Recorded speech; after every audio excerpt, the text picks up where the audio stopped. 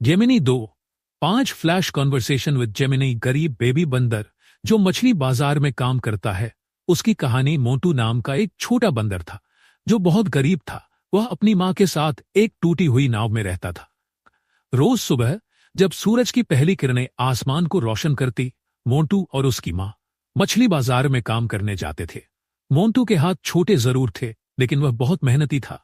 वह ग्राहकों को ताजी मछलियां दिखाता था और कभी कभी उन्हें तौलने में भी मदद करता था।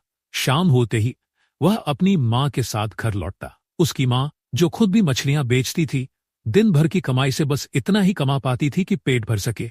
लेकिन मोटू का सपना था कि वह एक दिन बहुत अमीर बनेगा और अपनी मां के लिए एक बड़ा घर बनाएगा। वह जानता था कि यह आसान नहीं होगा, पर वह कभी हार नहीं मानता।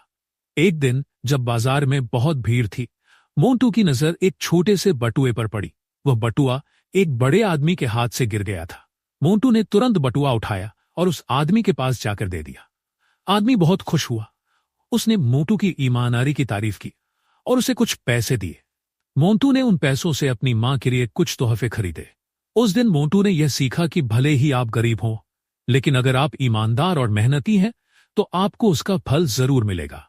उसने अपनी मां को गले लगाया और कहा, एक दिन हम अमीर जरूर बनेंगे। उसकी मां ने उसे प्यार से देखा और मुस्कुराई। मोंटू ने अपनी मेहनत और ईमानदारी से आगे बढ़ना जारी रखा। कुछ सालों बाद उसकी मेहनत रंग लाई और उसने बाजार में अपनी खुद की दुकान खोली।